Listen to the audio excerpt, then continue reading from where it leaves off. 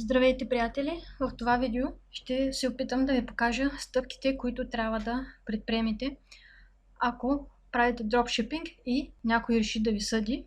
Като цяло дропшипингът е рискован бизнес модел. От тази гледна точка, ако използвате продукти за продаване без да имате разрешение за това, и по-специфично, ако използвате продукти, които са определени марки или регистрирани марки с патент, без вие това да знаете. И просто ако правите стандартният дропшипинг модел, като просто вземате някакви продукти от някъде и ги импортирате във вашия магазин и ги продавате след това, направо 100% е сигурно, че ще си довлечете някакви подобни съдебни проблеми или ще трябва да плащате обезщетение на някого или ще плащате заради патента или заради снимки, които използвате. Най-добрият случай е, ако това не се стигне до съд и просто заплатите някакво обезщетение преди това, в зависимост, разбира се, очевидно от държавата, в която продавате, тъй като се оказва, че в различните държави хората имат различни менталитети и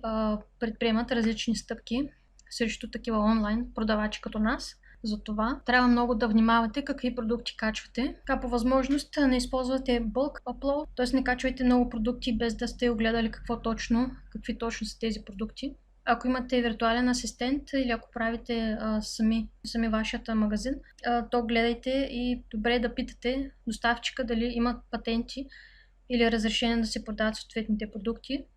Въпреки че и това пак се оказва, че не е много сигурно. Много често тайските фирми лъжат или предоставят фалшиви сертификати или просто предлагат страшно много продукти и все някой от тях може да е такъв, който е патентован някъде си там в някой си щат в Америка. И ако случайно вие продавате този продукт в Америка или просто ако той е видим в Америка и съответно собствениците ви открият магазина и разберат, може да си имате проблеми. Точно това се случи и с мен.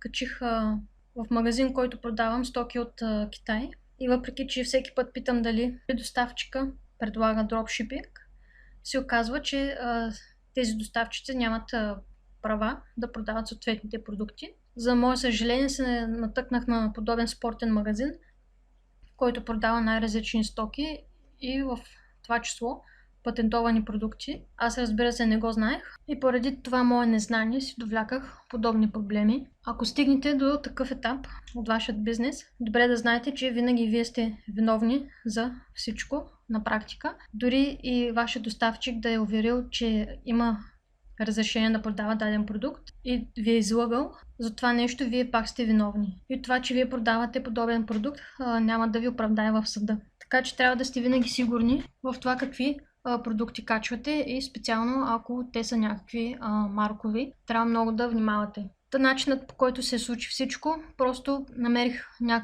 някакъв спортен магазин от AliExpress и въпреки че те, както казах, работят с дропшипъри, се оказа, че между всички стоки, които имат продукт, който е патентован и той е патентован в точно определен щат в Америка. И по някакво стечение на обстоятелствата бях решила да пробвам да продавам в Америка. Т.е. бях си направила полиците, по принцип продавам в Германия и Европа.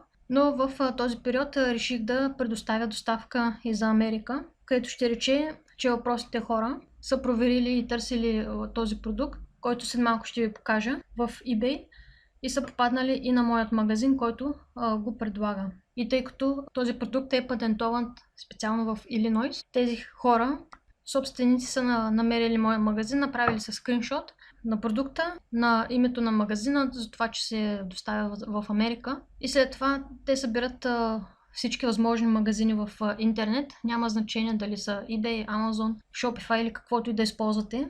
Събират всички магазини, които предлагат този продукт. Също така няма значение от коя държава сте или къде ви е фирмата и в къде продавате. Бяха събрали един списък от над 100 магазина, които продаваха този продукт. И съответно какво правят? Събират всички в един списък и се обръщат към адвокат. Има си, за съжаление, такива адвокати, които работят единствено това, като въпросните Кейт Вог от Америка, които се занимават предимно с патентно право и точно такива случаи, когато някой продава някаква стока, която е патентована и съответно няма разрешение за това.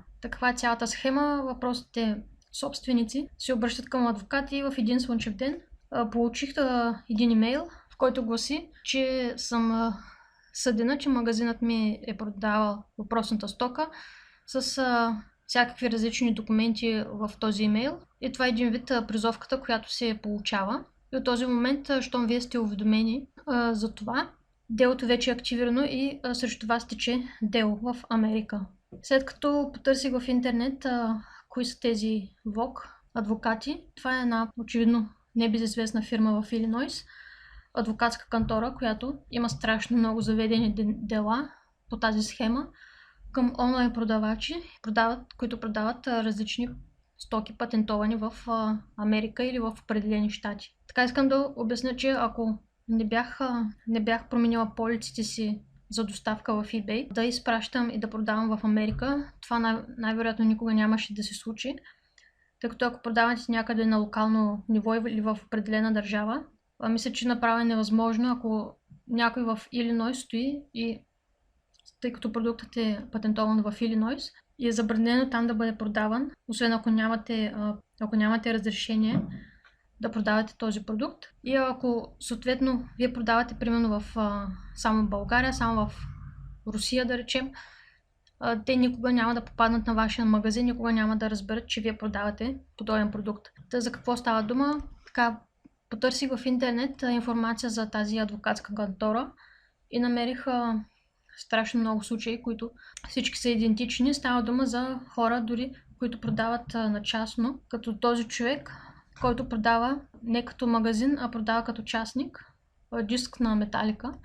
И за съжаление, срещу него се завежда дело за това, че продава продукт на Металика, въпреки че той е втора употреба и е личен продукт, се завежда от съответната адвокатска кантора. Общо взето доста хора са пострадали от тези адвокати. Ако погледнете сайта на тази адвокатска кантора, ще видите колко много над 138 заведени дела имат 100% успех.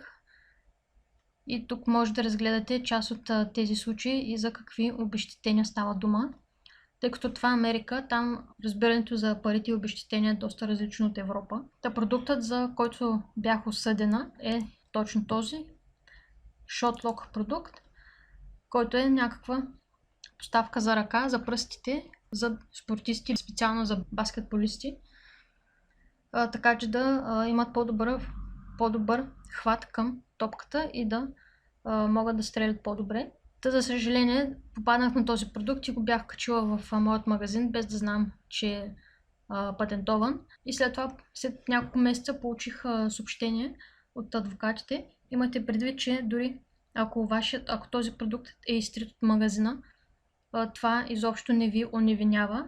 Въпросите адвокати или собственици на патента, които след това искат някакво обезщетение от вас, правят скриншот в момента, когато разглеждат вашия магазин и дори ако сте качили този продукт, да речем за 10 минути или го промените след 5 минути и в този промеждутък от 5-10 минути някой от Америка попаде на вашия магазин и направи скриншот, може вече да се смятате, че сте осъдени, тъй като няма никакво значение дали сте продавали реално, дали някой е купил този продукт от вас. Факта, че просто щом сте го качили в определен период от време и в този период от време някой там е направил скриншот на вашия магазин, вие сте автоматично виновни. И даже ако промените обявата след 5 минути или я изтриете, проблемът на практика си остава. Въпросният ShotLock не го използвайте в никакъв случай. Се оказа, че е патентован само в щата Илинойс и е забранено да бъде продаван там, но тъй като, както казах, промених полиците си да пробвам да продавам в Америка. Това се смята, че все едно сте продавали в щата Илинойс и съответно, ако въпросните хора от Илинойс са търсили в интернет, то се смята, че вие сте продавали този продукт, който е забранен за продажба в Илинойс. И съответно вие сте в нарушение на закона. Начинът, по който се развива тази схема е въпросите адвокати директно завеждат дело. Както казах, това беше списък с 130 онлайн магазина. без значение кои са доставчиците, без значение от платформата, без значение от коя държава, в коя държава продавате. Въпросният имейл изглежда по подобен начин. Имайте предвид, че името на ищеца може да бъде променено и да се използва фалшиво име. Това е легално в Америка. Имате номера на вашето дело, линк към който е прикрепена цялата тази информация и всички надлежни документи, които са ви изпратени, също като PDF файлове. Така на практика в това дело се казва, че съм използвала този продукт, който е патентован в Илинойс и той е забранен за продажба там от трети лица. Съответно има информация в имейла за срок, в който трябва да подадете отговор в съда. Този срок задължително трябва да го спазите. И също така има информация, че може да сключите споразумения с ищеца. Ако изпуснете този срок и не реагирате по никакъв начин на това дело, то в най-добрият случай PayPal акаунтът ви ще бъде замразен, но най-вероятно това се е случило преди, но в момента eBay също може да замрази вашият магазин. И това е почти сигурно, че ще се случи. Съответно, тези адвокати изпращат директно писма до eBay и до PayPal, като казват, че се води дело срещу мене и ако не реагирам по никакъв начин, магазинът ми ще бъде затворен. Другото, което се случи, след известно време получих имейл на китайски с някакви иероглифи и се казваше също нещо, че това беше регистриран профил в eBay с нула фидбека и никакви продажби или никаква активност.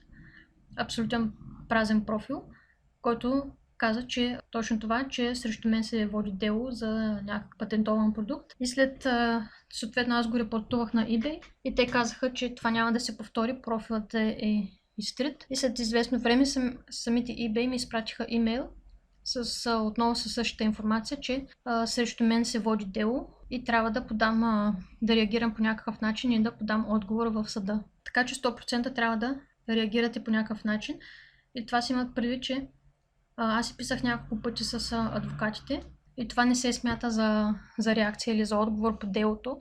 Вие трябва да подадете вашият отговор в самият съд, в който се води това дело. Ако говорите директно с адвокатите, това не се смята за никакъв отговор.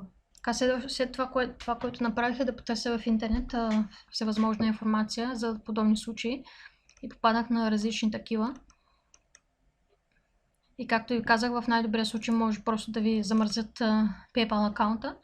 Затова си изтрих всички банкови сметки и кредитната карта. И всеки ден превеждах парите си към банката. Съответно свързах отново банковата сметка, изпращах парите и я изтривах директно. И така гледах да задържам минимално количество в PayPal. Така че ако случайно бъде блокиран, да не загуби оборота си от магазина. Във всеки един случай е добре да не държите всичките си спестявания или целият оборот в PayPal постоянно или за дълго време, защото ако не по този начин, може PayPal да блокира сметката и по друга причина и да останете без пари. Или така, следващото, което направих е да потърся контакт с адвокати и тъй като това е известно, че е ужасно скъпо, особено ако трябва да наемете адвокат в Америка. Там хонорарите са в размер на $1000.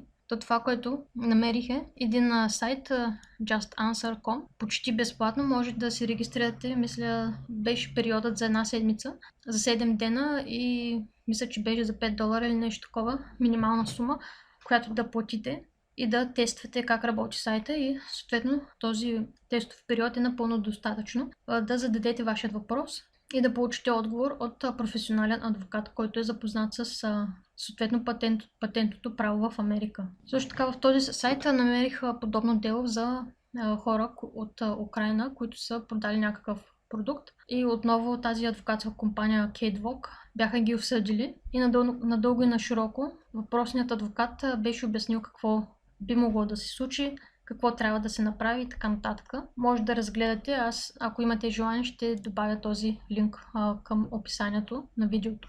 Съответно зададах моя въпрос, адвокат се свърза с мене и ми обясни какво точно трябва да направя. Съответно това, което той ме посъветва, той обясни какво може да се случи, и какви са вариациите, ако не реагирам и не отговоря на това дело. И съответно, след като му казах, че нямам пари, не мога да наема американски адвокат, той ми каза, че мога самостоятелно да се регистрирам в съответния съд и да подам моят отговор. В Америка за тази цел има една система, наречена Pacer, където може да се регистрирате, да си създадете акаунт и да достъпите съответният съд и да подадете вашият отговор. Така, въпросният Pacer вебсайт е този. Може да видите линка долу в описанието. Тук трябва да се направите акаунт, в зависимост от целта, която имате. Съответно, за да намерите вашето дело и да намерите информацията по него, трябва да създадете тук такъв акаунт за търсене. Така, ако искате просто да регистрирате профил, с който да търсите вашето дело и да четете какво се случва там, ще ви трябва обикновен акаунт. Обаче, ако искате да изпратите отговор, добре да се регистрирате чрез това меню тук. Тъй като не сте адвокати и трябва да използвате тази система CMECF, за да качите вашият отговор. Регистрирате си акаунта, след което трябва да попълните вашите данни, банкова сметка, точен адрес и име. Значи, тази система Pacer като цяло е безплатна до толкова, доколкото може да си регистрирате акаунта безплатно. Обаче, ако искате да четете информация по дадено дело, това ще ви струва пари и затова трябва да предоставите някакъв платежен метод. За съжаление, Pacer приема единствено американски кредитни карти и всички други ще бъдат отказани. Въпреки това, вие пак може да се регистрирате, като задължително дадете точен и верен адрес и име и Pacer ще ви изпрати един код за активация след около една седмица. Използвайки този код, вие ще може да активирате вашият акаунт и след това ще може да търсите вашето дело. Тъй като аз вече имам акаунт, директно ще си впиша. Отивате тук в логин и за да достъпите вашият акаунт директно, избирате това тук. Въвеждате име и парола. В началото, когато вашият акаунт не е активен, тук ще бъде изписано, че не е активен и тук ще има друга информация. Така, след като активирате вашия акаунт, ще може да търсите делото и да се информирате какви документи са внесени по него. Сега ще ви покажа как да намерите вашето дело. Връщаме се обратно в предишната страница. Отивате в логин и Pacer логин. Избирате второто и тук се вписвате с същите данни, като тук отдолу трябва да изберете съответният съд, където се води делото ви. Тази информация ще бъде дадена в имейла или в общата информация от този линк за вашето дело. Така, избирам съдът в Илинойс и се вписвам. И страницата директно ме изпраща към началната страница на самият съд. Избирате Training Videos. Така, това, което ви трябва на вас е Filling Answer to Complaint. Кликате тук, гледате това видео и тук ще ви се обясни как точно да качите вашият отговор. За моя прекрасна изненада се оказа, че моят съд не приема този тип електронно изпращане на отговор. И това нещо, описано тук в описанието, изобщо не съществуваше в моят акаунт. Т.е. половината от тези минута липсваха. И съответно нямаше как да изпратя моят отговор. Ако вашият случай е същият и вие нямате възможност да изпратите електронен файл по този начин, ако се връщам се обратно в предходната страница и тук отдолу кликам на ECF Guide, тук общо взето може да намерите същата информация, както е в тези видеа. Като тук отидах на регистрация, съответно трябва да регистрирате такъв ECF акаунт, който да ви позволи възможността да изпратите вашето отговор в електронен файл. И както казах, това дали е възможно или не, зависи от съдът, в който се води вашето дело. Тук ви се дава информация как да регистрирате такъв акаунт, съответно ако сте адвокат, ако не сте адвокати, ако сте адвокат, но не принадлежите на съответната колегия от Илинойс, и подобни неща. Така, тъй като аз нито съм адвокат, нито принадлежа на някакви колеги, това, което се отнася за мен е тази част тук. Как да изпратя така нареченото просе. Тоест тук се казва, че няма право за такива като мен, които не са адвокати, не мога да изпратя електронен файл към съответното дело и всички нови дела ще приемат само документи в хартиен формат. За тази цел ви трябва един от варианти да изпратите по почтата вашият отговор до Америка, което ако го изпращате от България не е много надежден вариант, може да се загуби и да трае дълго също така. Това ще струва определено скъпо. За тази цел това, което може да направите, е да се свържете с въпросният съд и да ги попитате как може да изпратите вашият отговор. Те ще ви дадат имейл, на който може да го направите. Така до този момент, ако можете да си напишете вашият отговор и да си изпратите отговорът самостоятелно, това цялото нещо ще бъде напълно безплатно за вас. Но проблемът е, че дори да изпратите отговор, най-вероятно вашият акаунт и магазин ще бъдат затворени, тъй като комуникирайки с тези адвокати, информацията, която те ми изпратиха е, че дори въпреки, че не съм продала нито една бройка от този продукт, само за това, че е бил качен в моят магазин, трябва да платя някакво огромно обезщетение. Това според съда е около $250,000. Другите варианти, както ви казах, ако може да постигнете някакво споразумение с самите адвокати. Аз се опитах да постигна такова и за съжаление те ми искаха да им платя $16,000. Това разбира се няма как да се случи и тъй като не успях нито да се споразумея, нито се написах сама отговорът и т.е. не намерих начин как да го кача, тъй като в този съд в Илинойс е невъзможно да изпратите файл онлайн. Трябваше да намеря адвокат. Свързах се с няколко адвокати от Upwork и там намерих различни адвокати.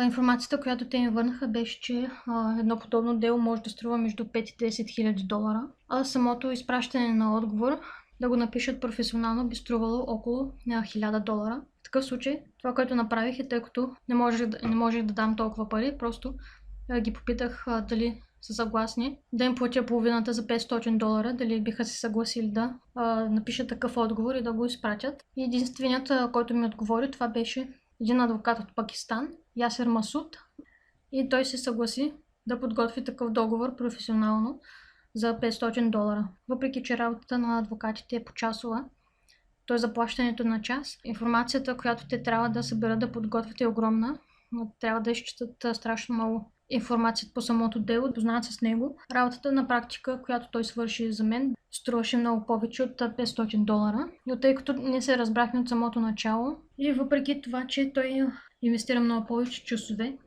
в подготовка на този отговор и сумата, която трябваше реално да платя, беше над $1,000. Той държа на думата си и така остана, както се бяхме разбрали в началото. Съответно, той подготви моят отговор, обаче се няколко пъти говори с другият адвокат, Вог, и се обади на съда, за да попита как мога точно да изпратя моята защита. След което ми даде имейлът, където изпратих в PDF формат отговорът към съда. Така, но за съжаление това най-вероятно няма да е достатъчно. Делото така иначе ще се продължи и само ако изпратите отговор, най-вероятно съдът така иначе ще ви осъди да платите някакво обезщетение и това обезщетение ще бъде доста по-голямо. Така че направете всичко възможно да постигнете някакво споразумение с ищеца. Както ви казах преди малко, те искаха от мен да платя $16,000 за обезщетение, за да премахнат магазинът ми от делото и тази история да се приключи завинаги. Благодарение на Ясер, той няколко пъти се беше свързал с тях и накрая те се съгласиха да намалят цената на $1,000 обезщетение, но това отново беше доста скъпо и не исках да платя тези пари. И той отново се свърза с тях, каза, че моят магазин е прекалено малък и изобщо няма такъв капацитет и такава печалба. Съответно, те отговориха колко мога да платя и дали имам някакво контрапредложение на тези $1,000. И ние договорихме, че мога да платя $200. И за мое щастие те се съгласиха. И това, което направиха, ми изпратиха един PDF файл, който трябваше да попълня. И в него общо взето си казва, че аз съм длъжна да платя тази сума и срещу това плащане те ще премахнат магазина ми от делото. Така че наистина направете всичко възможно да постигнете някакво споразумение, така че да не се стига до реално решение на съда дали магазинът ви ще бъде затворен или трябва да платите някакво огромно обезщетение. Тъй като, както ви казах, в Америка тези обезщетения са в много хиляди долари. И това на практика е непосилно да се плати. Ако имате някакви въпроси към адвоката или сте попадали в подобен случай като моя, напишете въпросите си отдолу в коментар. Това другото, което исках да ви покажа, е как да работите с Pacer и как да намерите вашето дело.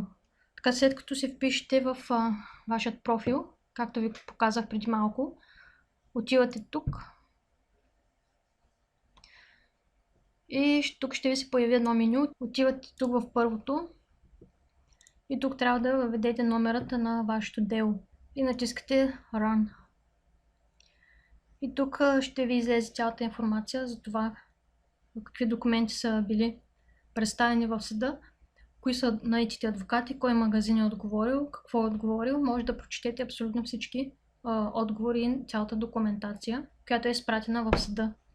Съответно, до момента цялото ползване на Pacer е безплатно, но ако искате да достъпите някакъв файл, това ще бъде платено, като цената е различна, но като цяло е доста ефтино. Може да свалите абсолютно всеки файл в PDF формат и да прочетете абсолютно всичко, като цената на файл е около 10 цента до 90 цента за отварянето му. Тук също може да видите кои адвокати са наети, съответно да се свържите с тях или да се свържите с някои от останалите магазини и ако можете да се обедините заедно.